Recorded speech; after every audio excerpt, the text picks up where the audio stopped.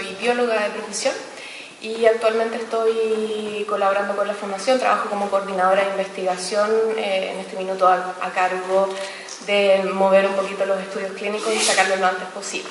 Esto sobre todo pensando en los pacientes que son los que van a recibir el medicamento. La labor que tengo hoy día es explicarles algo bastante importante para mí. Yo como bióloga, cuando comencé a estudiar biología, me pasaron mi ramo de fisiología y en el ramo de fisiología me hablaban de este equilibrio interno que necesita mantener el cuerpo, de cómo regulamos la temperatura, cómo regulamos el metabolismo, pero en ese minuto nunca se me explicó cómo se regulaba. Se hablaba que existía algo, que algo funcionaba, pero no se tenía muy claro qué. A mi sorpresa, en los años siguientes, continuando mis estudios personales, me encontré con el sistema endocannabinoide, nombre que nunca había escuchado, la verdad.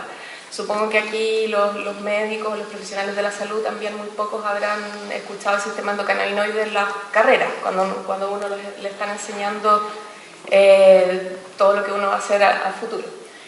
¿Y por qué todo el mundo debe conocerlo? Porque finalmente es este sistema el que les decía regula nuestro equilibrio del cuerpo, permite que funcionemos, permite que reconstruyamos recuerdos, permite mantener una presión arterial constante, permite regular la temperatura, es lo que nos mantiene, ¿ya? Las fluctuaciones exteriores que hay claramente están afectando nuestro cuerpo y nuestro cuerpo necesita mantener este equilibrio. Entonces, hoy les vengo a presentar el sistema endocannabinoide. Bueno, el sistema endocannabinoide, para comentarles un poco, no es solamente los seres humanos que lo tenemos presente. El sistema endocannabinoide está presente en todo el reino animal, o sea, desde el gusano más pequeño hasta nosotros, que en teoría somos lo más evolucionado, existe. ¿Y cómo se descubrió esto? El descubrimiento comenzó recién en los años 90. Precisamente el doctor Mechulam, que ya habló Ana María en la presentación anterior, viene siendo el abuelo de la medicina canábica, es el mayor investigador. Y la historia del doctor Mechulam es que él a sus 20 años en Israel, después de haberse ido con su familia desde Bulgaria de una persecución contra los judíos, su familia se fue a Israel y él en su juventud estudió en la universidad, es químico de la Universidad de Israel, y él a sus 20 años comenzó a conseguirse cannabis escondido de los requisitos que hacía la policía. Le permitieron descubrir el THC en el año 64. Y después, en el año 90, es cuando él describe por primera vez, este equipo compuesto por todos estos profesionales, describen por primera vez la anandamida. La anandamida es un endocannabinoide. Es un cannabinoide muy parecido a los que están en la planta del cannabis, pero que lo produce nuestro cuerpo. Es en la misma década del 90 en donde distintos equipos, muchos de ellos liderados por el doctor Mechulam, además de descubrir la anandamida, descubren también el receptor cannabinoide tipo 1. En nuestro cuerpo hay 2 receptores cannabinoides, este fue el primero en descubrirse, por eso supongo que se le puso el tipo 1. Y fue también en la década del 90 cuando se describe por primera vez el sistema endocannabinoide. Esto posiciona a Israel como uno de los países a la vanguardia de la investigación científica y actualmente está alrededor de 22.000 usuarios con la posibilidad de ocupar cannabis medicinal en Israel. Se espera que a finales de este año, 2017, sean 30.000 los usuarios y a eso del 2018-2020 estarían sobre casi 50.000 usuarios. ¿Qué es el sistema endocannabinoide?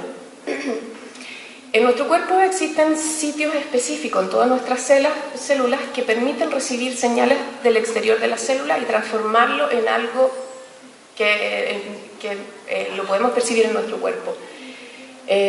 Además, nuestro cuerpo, como les contaba, produce cannabinoides endógenos, muy parecidos al THC o al CBD, los más conocidos de la planta. Y estos cannabinoides endógenos se acoplan, pueden unirse a estos receptores que están presentes en la mayoría de las células de nuestro cuerpo. Junto los receptores endocannabinoides los receptores cannabinoides junto con los endocannabinoides o cannabinoides endógenos son los que constituyen el sistema endocannabinoide. o SEC también como abreviación para no estar repitiendo tanto endocannabinoide. ¿Para qué sirve? Como les comentaba, nuestro cuerpo necesita mantener un equilibrio a pesar de que la temperatura cambie afuera, a pesar de que nosotros tengamos un estrés, el cuerpo necesita mantenerse funcionando. Y esa es la gran labor que tiene el sistema endocannabinoide. Si no existe homeostasis, lo que se genera son enfermedades.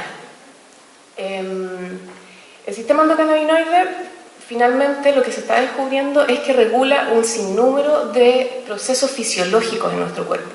Entre ellos, como les comentaba, el aprendizaje y la memoria, la emoción, el humor, el comportamiento adictivo, la respuesta inmune, el apetito y el metabolismo de nuestro cuerpo, la modulación del dolor, la modulación de la inflamación, incluyendo la neurogénesis, es decir, la creación de nuevas neuronas en el cerebro, y también la neuroprotección. Además, hay procesos a nivel cardiovascular e inmunológico que también regula el sistema endocannabinoide. Como ven, es prácticamente todo. Otra cosa muy importante del sistema endocannabinoide es que también interactúa con múltiples neurotransmisores. Los neurotransmisores es lo que hace que nuestras neuronas se puedan comunicar de una a otra y transportar una señal, por ejemplo, para decir que tenemos hambre.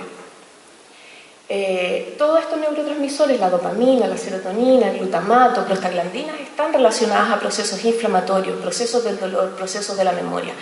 Y el sistema endocannabinoide interactúa con ellos para poder modificar estas señales. Por tanto, esta interacción con estos neurotransmisores es lo responsable de la mayoría de estos efectos farmacológicos que son conocidos de la marihuana o del cannabis. También decir que los cannabinoides sintéticos y los fitocannabinoides también ejercen una interacción sobre estos receptores cannabinoides, lo que permiten ejercer ese efecto fisiológico.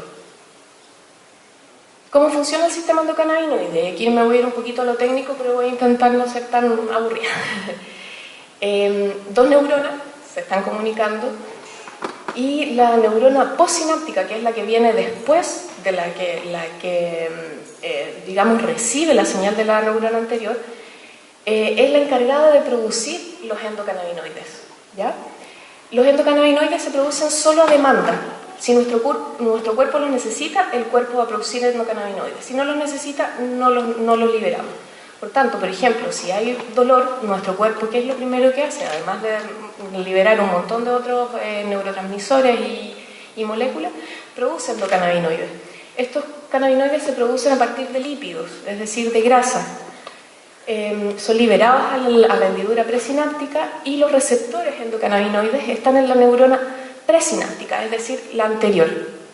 Ellos interactúan, el receptor los recibe y luego el receptor transduce una señal al interior de la célula, modificando distintos canales de iones que permiten que se liberen neurotransmisores u otras moléculas. El sistema endocannabinoide, por tanto, los endocannabinoides permiten modular ciertas respuestas, pero también por ende los fitocannabinoides, es decir, los cannabinoides derivados de la planta, también lo afectan. Así también como los cannabinoides sintéticos, que también existen y son algunos recetados desde los años 80 para tratar problemas que también pueden ser tratados con cannabis natural.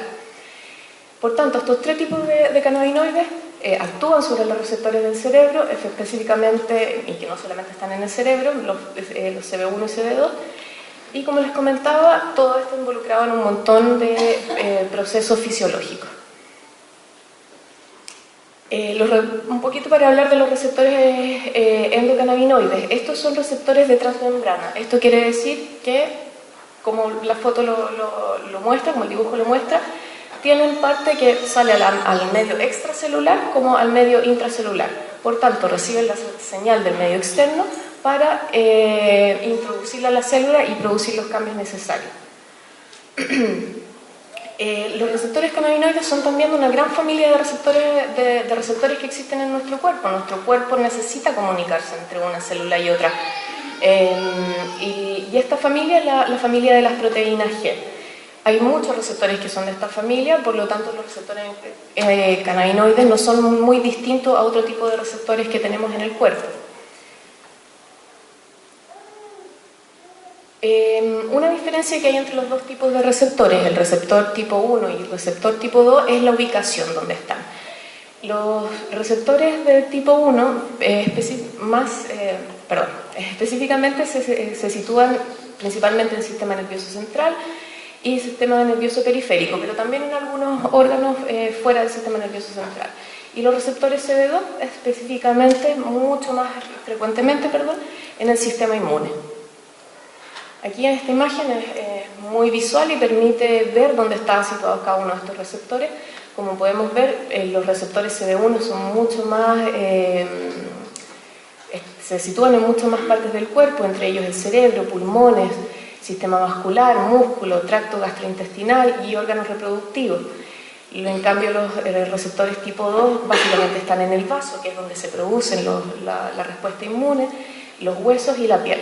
Y además están en conjunto en el sistema inmune, hígado, médula ósea y páncreas. Específicamente en el cerebro, también hasta hace poco se pensaba que solamente existían receptores tipo 1 en el cerebro. Ahora sabemos que también están presentes en las células gliales y también los receptores tipo 2 también se presentan en el tronco encefálico. Por ende, los receptores tipo 1, que son más afectados mayormente por el THC, tienen más respuesta a nivel cerebral.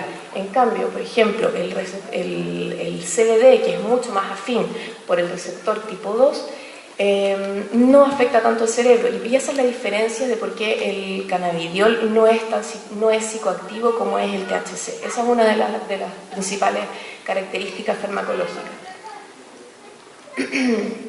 Como les comentaba, el receptor tipo 1 se expresa en forma elevada en el hipocampo, ganglios basales, córtex y cerebelo, el sistema nervioso central y en todos estos otros órganos y musculatura. Receptores tipo 2, aquí como les comentaba, mayormente en el sistema inmune, muchos en macrófagos, neutrófilos, monocitos, linfocitos, B y T, células macrogliales. ¿Cuál es la importancia del CB2? Es la respuesta, el efectos inmunomoduladores que dicen, que señalan que tiene el cannabis, están dados por esta presencia de gran abundancia de receptores tipo 2 en las células del sistema inmune. Además, como les comentaba, también ahora se sabe que receptores tipo 2 se encuentran en la piel, en células óseas, hepáticas y secretoras del páncreas.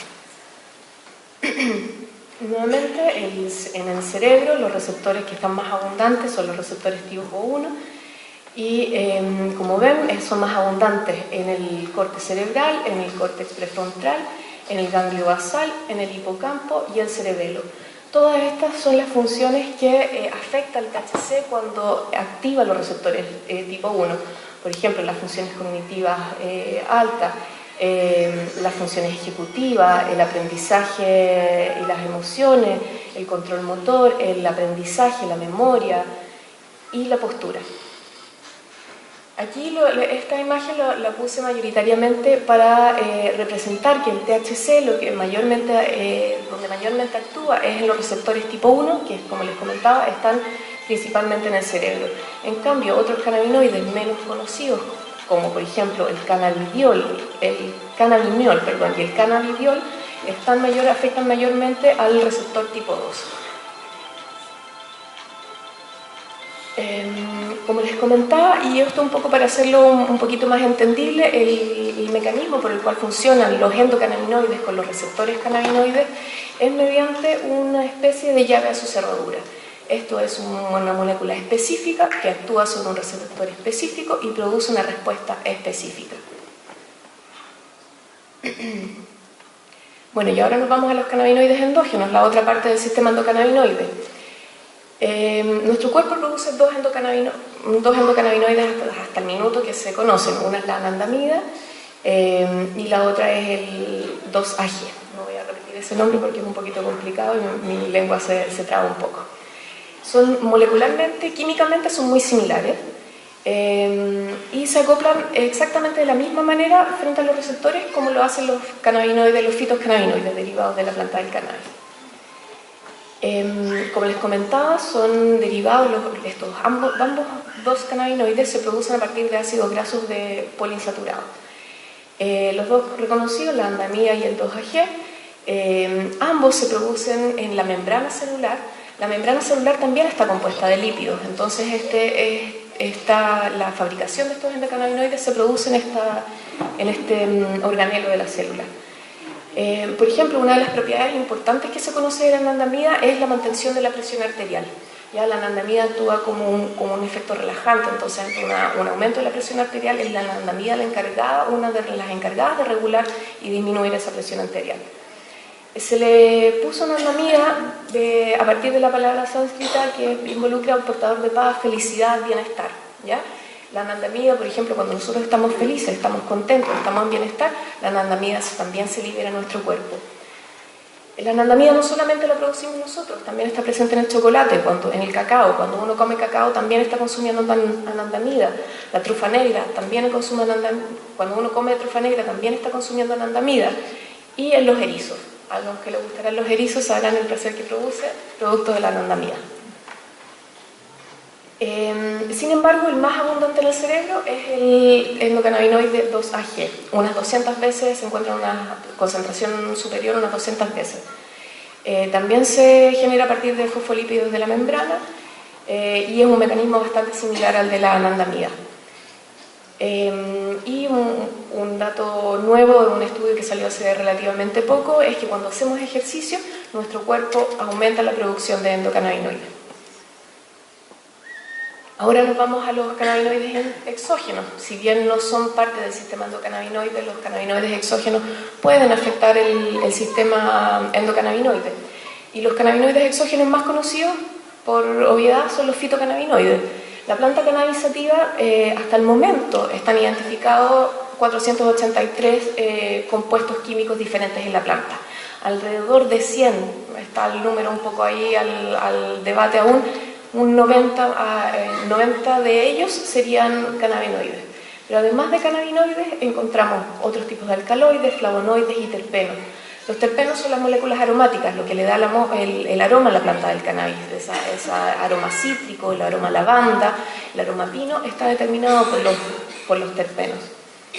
Si uno ve la planta del cannabis al ir haciendo un acercamiento, los fitocannabinoides y todas estas otras moléculas se producen mayormente en lo que llamamos tricomas. Los tricomas son unas estructuras que producen no solamente la cannabis sativa, sino que muchas otras plantas, pero en los tricomas de la planta cannabis se producen tanto terpenos como cannabinoides. Son estas estructuras las que cuando uno consume cannabis o produce las extracciones es lo que quiere rescatar. Para que sepan, como les decía, más o menos los cannabinoides, 66 conocidos establecidos hasta ahora, 90 aproximadamente lo que están hablando los científicos en los últimos años. Pero además de fitocannabinoides, producen compuestos nitrogenados, aminoácidos, enzimas, azúcares. O sea, tenemos un montón de compuestos químicos en una sola planta. Entonces, ¿qué es lo que pasa? Esta mezcla única de los distintos componentes genera estos distintos efectos que dependen mucho de la variedad de cannabis que se está ocupando. Eso se traduce en que en algunas plantas, por ejemplo, sean más sedantes, otras más eufóricas, otras aumenten el estado del ánimo y otras ofrecen una mezcla de todo lo anterior. No solamente los cannabinoides son responsables de estos efectos, sino que flavonoides y terpenos también tienen mucha intención en este efecto que producen las plantas. Y hasta el momento son unos 200 a 500 terpenos se han identificado en la especie del cannabis, todo dependiendo de qué variedad de cannabis se está utilizando. Y lo importante es que este efecto entre todos los compuestos, no solamente los cannabinoides, sino que flavonoides, terpenos y todos los compuestos que les mostraba anteriormente, es lo que se conoce como efecto séquito. Aquí no es el cannabinoide, el que hace el efecto, el que tiene la utilidad medicinal, es toda esa combinación. Voy a referirme un poco más al efecto séquito un poquito más adelante. Yendo a los terpenos y los flavonoides, ¿por qué es tan importante y por qué ahora también en Fundación Daya nos estamos enfocando en también ofrecer a los pacientes variedades específicas para tratar ciertos problemas dependiendo de los terpenos? Aquí, por ejemplo, están los 5 terpenos más comúnmente encontrados en la planta. Tenemos el pineno, el linalolol, el cariofileno, mirceno y limoneno.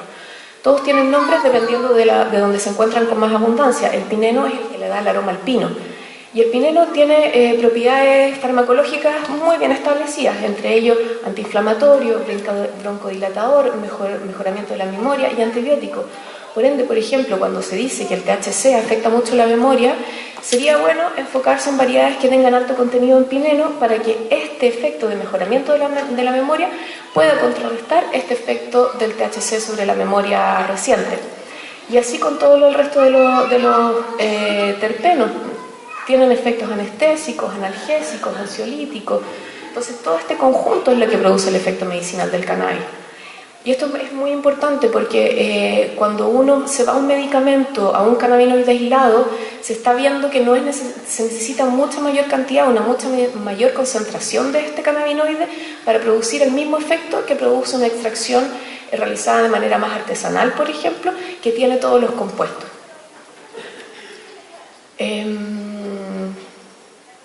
Bueno, los terpenos son compuestos volátiles, es el problema de la preparación de los extractos que se producen de manera medicinal.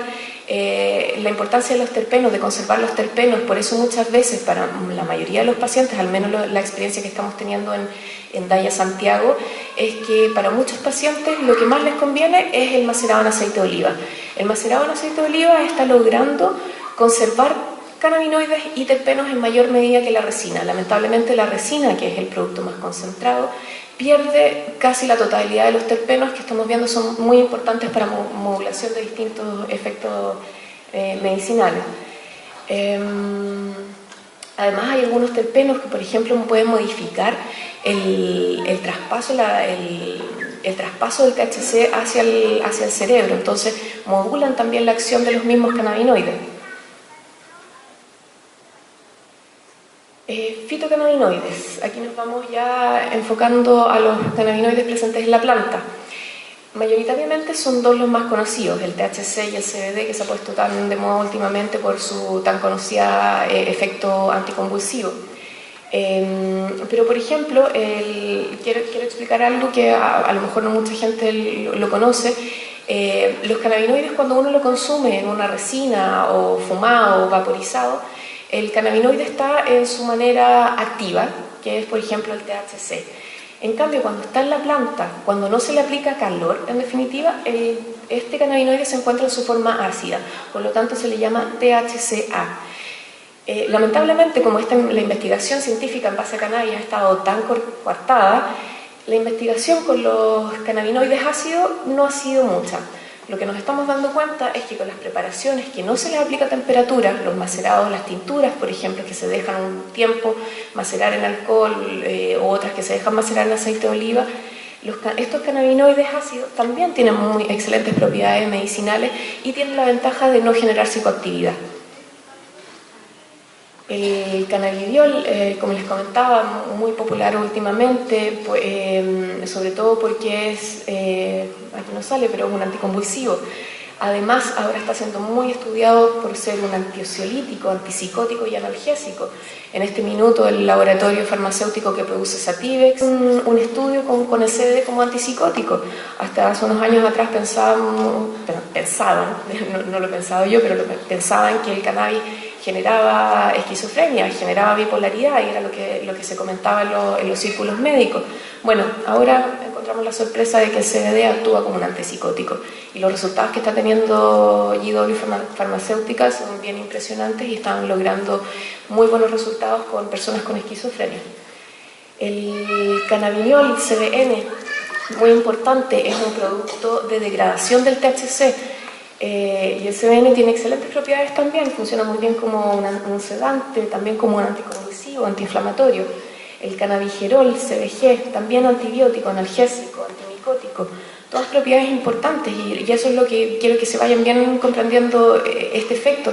Aquí no es el THC o no es el CBD, es cientos de compuestos que generan estas distintas respuestas fisiológicas que permiten tener estos efectos.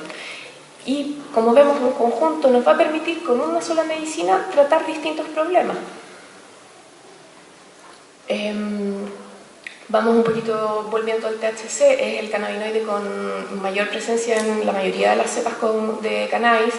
El nombre más científico sería delta 9-THC, popularmente se le dice THC, más fácil. Tienen propiedades mayormente hidrófobas, por eso es importante hacer las extracciones en aceites o en alcohol. En agüita sirve, pero en agüita van a actuar más los terpenos que los cannabinoides.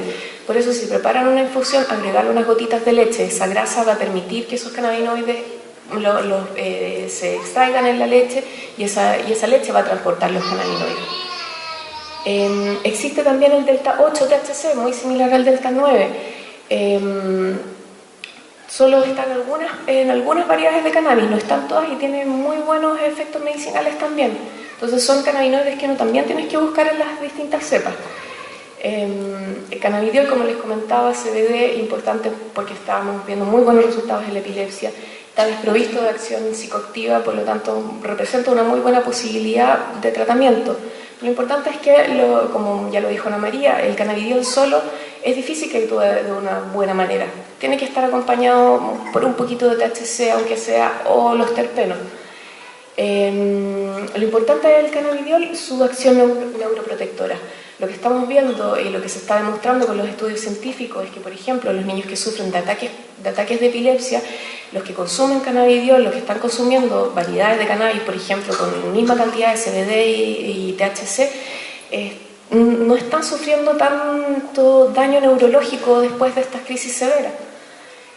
Y una cosa muy importante del CBD es que disminuye la capacidad del THC de su efecto psicoactivo. Por tanto, variedades equilibradas entre CBD y THC van a permitir tener un efecto medicinal, sentirlo en el cuerpo, pero no sentir el cerebro afectado. Como les comentaba, el CBD ha recibido harta atención últimamente por el efecto anticonvulsivo y por la falta de psicoactividad. Y como les comentaba, vuelvo a repetir, el efecto sinérgico, lo que se conoce como efecto séquito, es decir, cannabinoides, terpenos, flavonoides y todo el resto de compuestos que están en la planta es lo que hace que funcione la cannabis en nuestro cuerpo. Aquí una tabla con los distintos efectos, los más conocidos de efectos del cannabis, y aquí cuál es cada cannabinoide que determina ese efecto. Lo que les comentaba, en crudo, en la planta en verde, los cannabinoides están en una forma ácida, por eso todos se acompañan de la letra A al final. También tienen propiedades medicinales. Cuando los cannabinoides son calentados o a través del paso del tiempo, estos pasan a una forma neutra, por decirlo de alguna manera, tienen más propiedades medicinales porque se han estudiado más simplemente. Ahora falta estudiar estos y ver cuáles son realmente los efectos medicinales que tienen. Y luego, por efecto del tiempo, también hay degradación. Por ejemplo, el THCA pasa al CBN, que les comentaba, el cannabidiol, que también tiene un montón de efectos medicinales, y también el delta 9-THC se degrada delta 8-THC, que también tiene buenas propiedades medicinales. Por tanto, por ejemplo, si alguien, no quisiera tener tanto efecto psicoactivo, no quisiera los efectos del THC, dejar madurar un poco más la planta en el cultivo va a permitir producir más cannabidiol. Cannabidiol no tiene tanta actividad psicoactiva y tiene muy buenas propiedades medicinales también. Medicamentos en base a cannabinoides. Nos encontramos con Sativex, que se espera que ingrese al país en octubre, noviembre. Es el primer medicamento en base a la planta del cannabis comercializado a nivel mundial. Está disponible en 15 países, España, Estados Unidos, Canadá, Israel. Es de una proporción 1:1, tiene la misma concentración de THC y de CBD y 5% de otros cannabinoides. Y está recetado mayoritariamente para el tratamiento de la espasticidad en la esclerosis múltiple. La aprobación de medicamentos se hace específicamente para un tipo de enfermedad. Entonces, cuando se quiso dar la aprobación para el Sativex, solo se aprobó para la esclerosis múltiple. Ahora de a poquito se han ido haciendo otros estudios que obviamente, como todos los que trabajamos en cannabis medicinal, sospechamos iba a ser muy efectivo también en el tratamiento del dolor, en el tratamiento de dolor no oncológico, de dolor oncológico y otras patologías. Bedrocan, que uno supondría un nombre de un medicamento, Bedrocan es el nombre del medicamento, pero es son cogollos directamente. Estos son vendidos en Holanda. Bedrocan es la única empresa autorizada en Holanda para producir cannabis, y en Holanda no encontramos que tú puedas ir a comprar aceite. Tú únicamente puedes ir a comprar cogollos recetados por un médico, y ese cogollo el paciente junto con el médico evalúa cuál es la mejor manera de consumirlo. Arbisol es otro producto que está desarrollando también Bedrocan, que contiene CBD. Lo están estudiando para regulador del metabolismo. Esto referente a que, por ejemplo, todos los cannabinoides afectan el metabolismo. Entonces, por ejemplo, los consumidores de cannabis se está viendo que son menos propensos a desarrollar diabetes en la adultez. Todo esto es regulación de los cannabinoides. Y Arbisol se está ocupando para estos temas, para la diabetes, para la regulación del azúcar. Namisol es solo THC puro, se utiliza para el tratamiento de la esclerosis múltiple, también están en estudio. El Epidolex es el medicamento que se está estudiando para el tratamiento de la epilepsia. Este contiene solamente CBD, no contiene THC, pero son medicamentos que se están estudiando y están saliendo al mercado. Es una realidad internacional, se está viendo a nivel mundial que está cambiando la mentalidad, y Chile no hace la diferencia. Actualmente el uso medicinal del cannabis está aprobado en diferentes países, entre ellos Canadá, República Checa, Alemania, Israel y Holanda. Los 3 que tengo seleccionados ahí, los tengo seleccionados porque son 3 países que llevan una experiencia de más de 15 años con programas de cannabis medicinal funcionando muy bien, a los cuales los pacientes pueden acceder, van al médico, les dan una receta, van a comprar su aceite, van a comprar sus cogollos o cultivan. Y no han habido consecuencias graves, no han habido consecuencias de aumento de consumo en jóvenes. La realidad de la medicina canábica existe y ha estado escondida porque no la han contado. Y aquí cannabinoides sintéticos. Como les comentaba anteriormente, son 2 los que están desarrollados. Uno se conoce con el nombre comercial de Marinol y el otro con el nombre de Sesamet. Ambos están aprobados en un montón de países, entre ellos Estados Unidos, Reino Unido, Suiza, Canadá, para el tratamiento mayoritariamente de náuseas y vómitos en el tratamiento de la quimioterapia. Estos medicamentos se empezaron a recetar en los años 80 en Estados Unidos, ¿ya? Y tienen muy buenos resultados. La diferencia es que los efectos psicoactivos, porque es un THC sintético, y el efecto psicoactivo de este THC sintético es mucho más alto que el efecto psicoactivo del THC natural. Por tanto, hay muchos más pacientes que rechazan continuar con la terapia por estos efectos secundarios. Y esto último que lo quiero dejar aquí como a pensamiento es una teoría que ha salido en 2008, fue la publicación de este estudio del doctor Ethan Russo, que es uno de los invitados internacionales al seminario de cannabis que se dará en Santiago en diciembre. Y él si les hablaba del doctor Mechulam, era el abuelo de la medicina canábica, y Ethan Russo ahora está siendo como el padre de la medicina canábica. Es el que propuso el término efecto séquito para denominar este efecto conjunto de todos los compuestos del cannabis, y es también quien propuso la teoría de la deficiencia clínica de endocannabinoides. ¿Y qué es lo que él dice? Si el Alzheimer está caracterizado por una deficiencia de la acetilcolina, el Parkinson por una deficiencia de dopamina y la depresión por unos menores niveles de serotonina y otros neurotransmisores, ¿por qué no la deficiencia de endocannabinoides puede estar determinando ciertas enfermedades que no hemos sido capaces aún de tratar? Y él propone que tanto la migraña, la fibromialgia, el síndrome del intestino irritable, el colon irritable y otras condiciones resistentes a tratamiento, ¿por qué no están dadas por una deficiencia clínica de endocannabinoides? Y este estudio, ¿qué es lo que hizo? Ethan Russo se dedicó un tiempo largo a revisar todos los estudios científicos en cuanto a fisiología del sistema endocannabinoide, y encontró que efectivamente lo que dice la fisiología, el estudio del cuerpo en cuanto al sistema endocannabinoide, da mucho que pensar de que es efectivo esta deficiencia de endocannabinoides. Los estudios post-mortem, por ejemplo, que se han hecho con pacientes de Parkinson, los pacientes de Parkinson no logran producir su sistema endocannabinoide está deteriorado, no logran producir los endocannabinoides necesarios para mantener esa homeostasis que les comentaba. Lo mismo pasa con la fibromialgia. No, para que sepan un poquito, cuando uno siente dolor, nuestro cuerpo produce esos endocannabinoides. La fibromialgia probablemente esas personas ya no puedan producir esos endocannabinoides tan necesarios para modular esa respuesta del dolor. Y sobre todo pensando que, y esto es algo bien impresionante, la abundancia de receptores endocannabinoides es mucho mayor que la abundancia de otros receptores, los receptores nicotínicos que responden a la nicotina o los receptores opioides.